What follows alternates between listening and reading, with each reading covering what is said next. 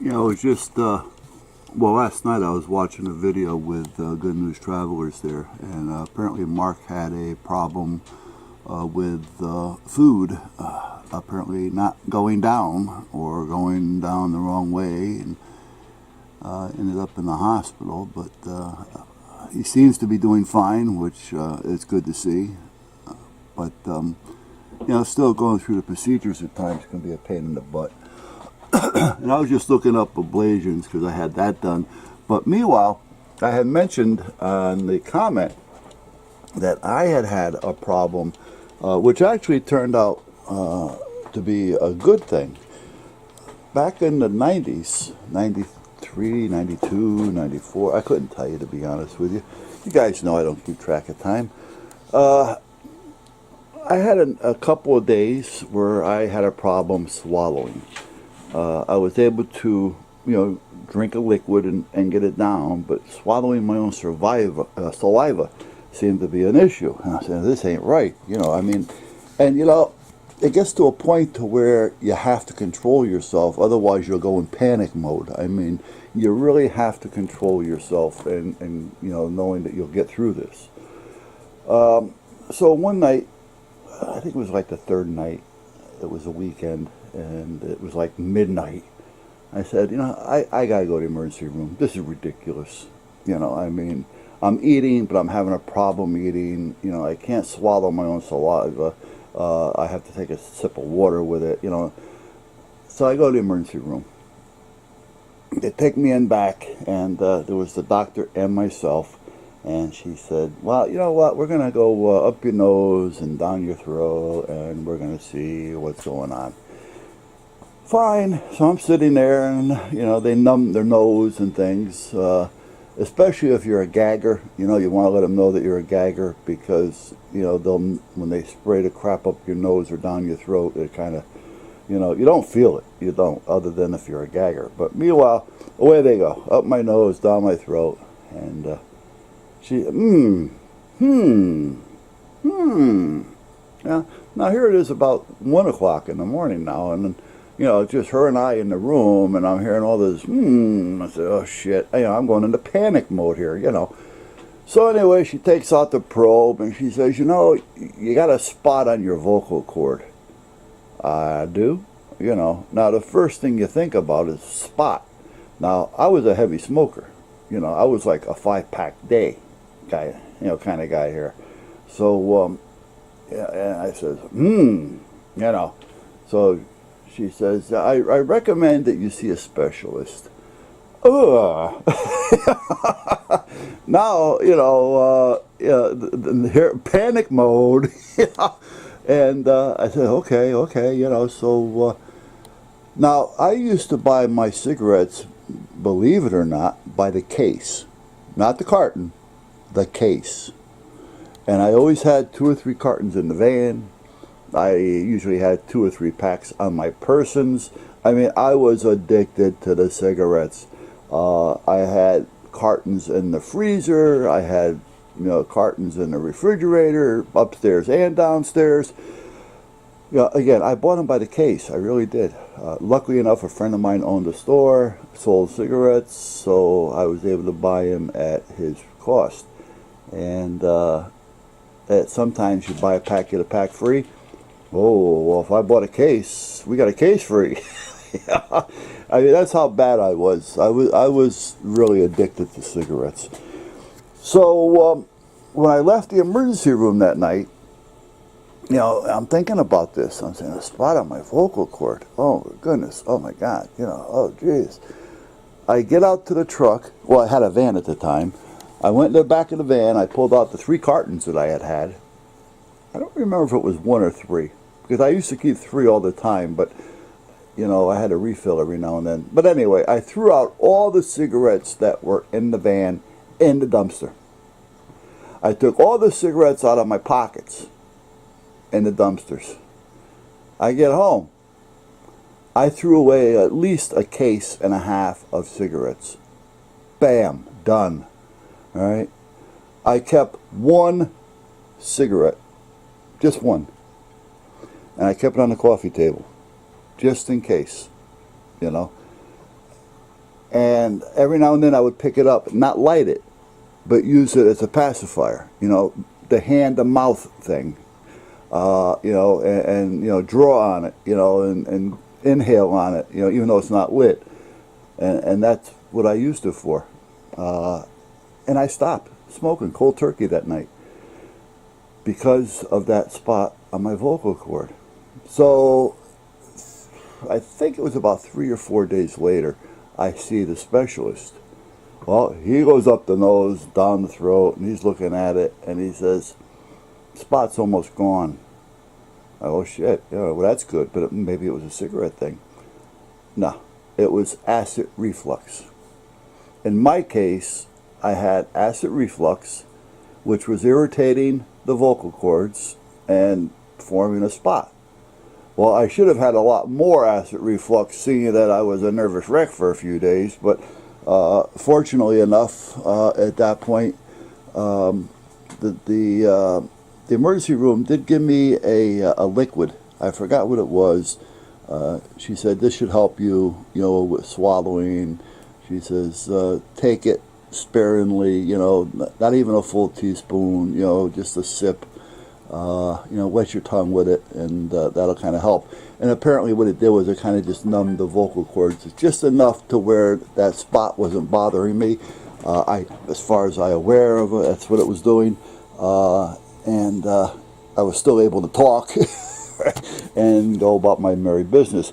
But once I seen the GI guy, he had given me some antacid stuff, and seeing him 2 weeks later, the spot was gone, everything was fine, and I was back to normal, and basically that was it. Now, meanwhile, I threw everything out, and I hadn't smoked in 2 or 3 weeks now, so I says, you know what, why go back? This is crazy. You know, now I went from 5 packs a day and buying cigarettes by the case to 0. Cold turkey, boom. Right? And today, I still don't smoke. So what's that? 92, 93, and or 2019 now. And it doesn't bother me. Luckily, it never affected me. I kept that one cigarette as a pacifier until it dried out so bad that the tobacco was falling out of it. And then what I did was I took an old Bic pen, you know, the old type where you pull the cap off it. I pulled the ink insert out, and I used to use that to get that inhale, you know, just a case of the Bic pen, to get that you know, that inhale effect. And I used to use that when I was home having coffee, because having coffee was the biggest part of it, because you have coffee, you had to have a cigarette.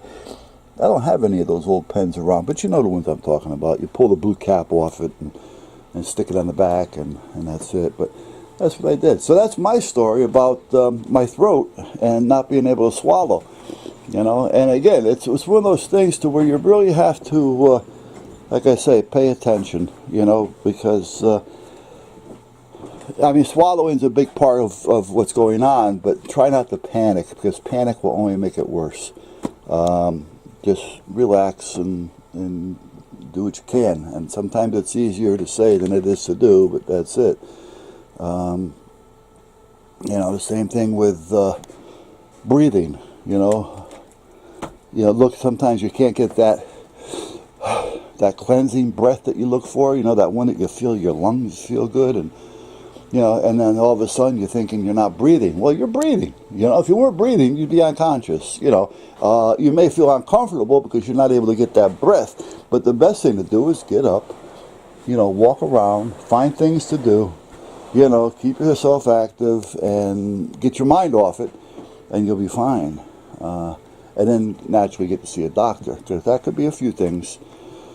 Yeah, it could be just overweight, you know, could be anxiety, you know, nerves. It could be a lot of stuff, stress.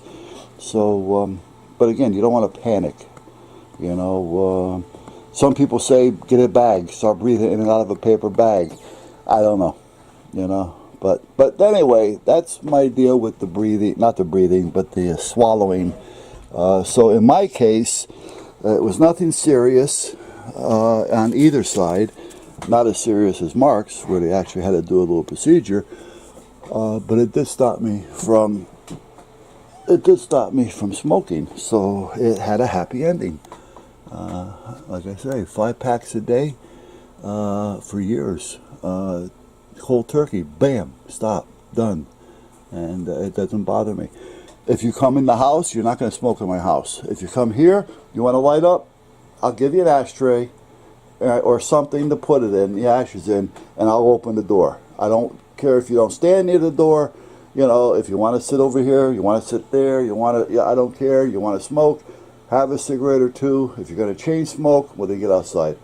You know, and at that point I open the door, and just so that the air is blowing things around, and it doesn't bother me or affect me at all at that point.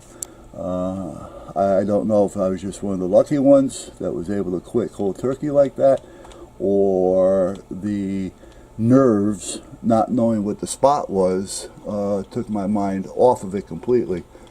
But that definitely changed me, and I started feeling much better after that. The problem being, though, was I had to go back to the gym, because when I stopped smoking, I started gaining weight. Who's coming now? It's Amtrak. They're working on the track about half a mile down, and they have to ring the horn when they're coming down if there's somebody on the track. But I forgot where the hell I was. Yeah. Anyway, it doesn't bother me. Let's put it that way. I forgot where I was. A damn train. Must be an age thing. Oh, I gained weight. That's what it was. So I had to start going back to the gym, which was good. You know, many years ago, I used to belong to the European Health Spa, which was a pretty well-known gym, and we used to have competition within the gym and with other gyms, and I used to compete in some of the lifting competitions. So, you know, it got me interested in going back to the gym as well. I mean, it got so much with me being at the gym that the manager gave me a key to the place so I can get there and open up and before they do, and work out before the gym opened.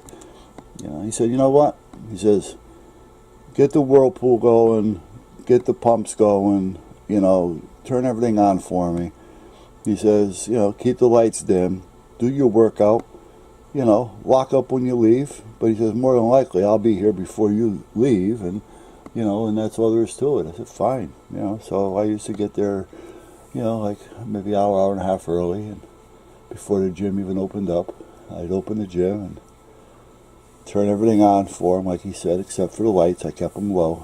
And then I would turn the music on, and I'd stay there and work out by myself. And he always got there before I left, and we had a strawberry banana protein drink at the health bar before I left, and away I went.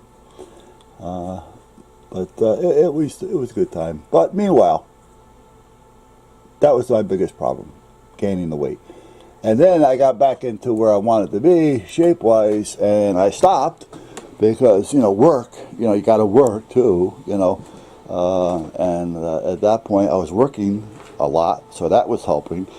But then once I started to slow down a little bit over the last 10 years or so, I started putting the pounds on.